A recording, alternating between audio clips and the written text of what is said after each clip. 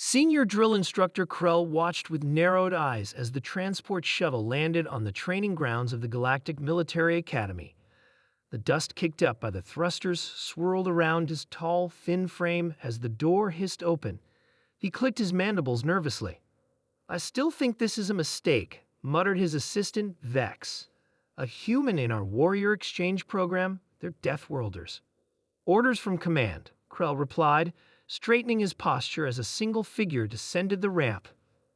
Cadet Jack Reynolds stood at attention before them, shorter than the Tarkians but possessing a solidity that made Krell uneasy. Humans came from a high-gravity planet with extreme temperature variations, aggressive predators, and a history of constant warfare. The Galactic Council had only recently admitted Earth into their alliance, and this exchange program was meant to foster understanding. "Cadet Reynolds reporting for Warrior Culture Exchange, sir." Jack saluted crisply. Krell returned the salute. "Welcome to Outpost Drell 7. For the next week you will train alongside our cadets and learn our warrior traditions." Jack nodded, his face revealing nothing. Krell led him to the barracks where 20 Tarkian cadets awaited. The alien cadets towered over Jack, their exoskeletons gleaming under the harsh lights. "This is the human," Krell announced. "Treat him as one of our own." The Tarkians chittered among themselves. One of them, Drav, stepped forward. "He is small. How does he fight?" "You will find out," Krell said. "Training begins at dawn." The first day started with the endurance trial, a 50-kilometer run across the planet's rocky terrain under the twin suns. The Tarkians, with their 6 limbs and efficient cooling systems, expected the human to fail. By the 20th kilometer, 3 Tarkians had dropped out. By the 40th, only 7 remained, including Jack. His skin was slick with sweat, but his pace never faltered. "How is he still moving?" Vex whispered to Krell. "Their planet has lower gravity than ours." "Their endurance is legendary," Krell replied, "but he will falter in combat training." He was wrong. During hand-to-hand combat, Jack's technique was unlike anything they had seen. The Tarkians relied on their superior strength and reach, but Jack used leverage and momentum, redirecting force rather than opposing it directly. By the end of the day, he had defeated half the class. "His species has thousands of combat styles," Krell explained to the stunned instructors. "They've been fighting each other for millennia." On the third day came weapons training. The Tarkian's staff blade was nearly as tall as Jack, but he adapted quickly, compensating for the weight with precise footwork. "His form is unorthodox but effective," Vex noted with growing concern. By the 4th day, the instructors were watching Jack closely. The survival exercise in the toxic swamplands revealed another troubling aspect of human physiology that could go days with minimal sleep. "He doesn't rest," Drav complained. "We need 6 hours of hibernation, but he keeps watch all night and functions normally the next day." Krell checked the records. Humans can operate on reduced sleep for extended periods, a defense mechanism from their evolutionary past. The 5th day brought the pain endurance test. Cadets were subjected to increasing levels of discomfort to test their focus and resolve. The human's readings were off the charts. "His pain threshold is abnormal," the medical officer reported. "His species evolved with redundant systems and a remarkable ability to compartmentalize pain." Vex pulled Krell aside.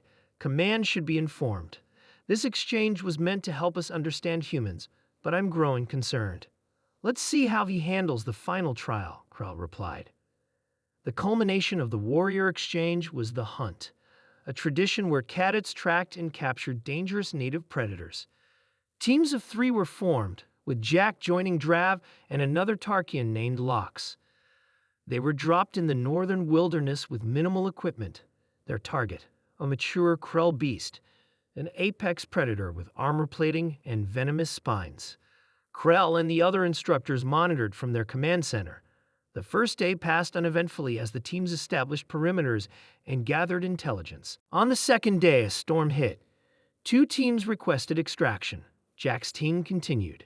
"They've found a Krell den," Vex reported on the 3rd day, "but it contains not 1 but 3 beasts. They should retreat." Through the surveillance feed, they watched as Jack outlined a plan to Drav and Lox using diagrams drawn in the dirt.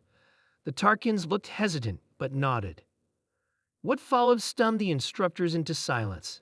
Instead of a direct confrontation, Jack's team manipulated the environment. They redirected a stream to flood part of the den, then used controlled burns to herd the creatures into a narrow ravine. "They're using the terrain as a weapon," Krell murmured, his professional detachment giving way to alarm. When they finally engaged, it was with a coordination that seemed impossible for beings from different worlds. Jack anticipated his teammates' moves, compensating for their weaknesses while maximizing their strengths. All three Krell beasts were captured without casualties.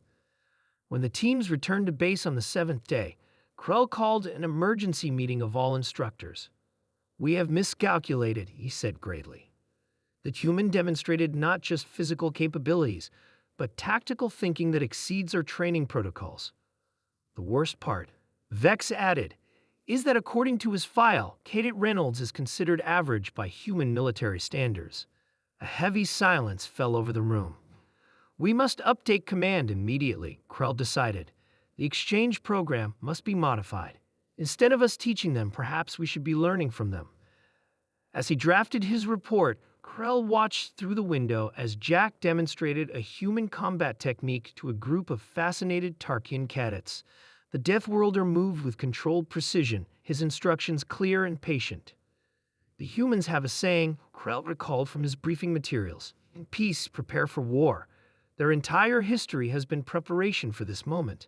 He finished his report with a single recommendation. Humans are not just allies to be tolerated, but teachers to be heeded. Their warrior culture has been forged in conditions we can barely comprehend.